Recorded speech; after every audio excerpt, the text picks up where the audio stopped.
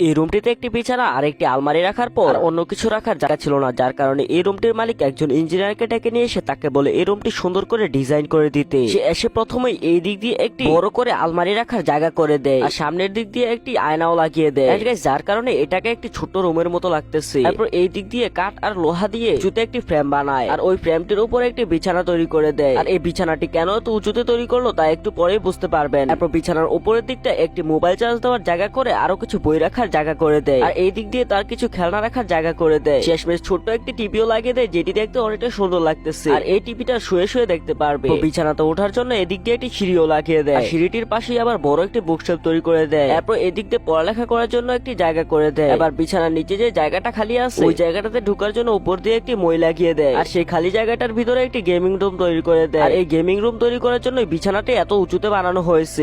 এইভাবে এই রুমটি ফুল ডেকোরেশন হয়ে যায়। যদি রুম ডেকোরেশন ভিডিও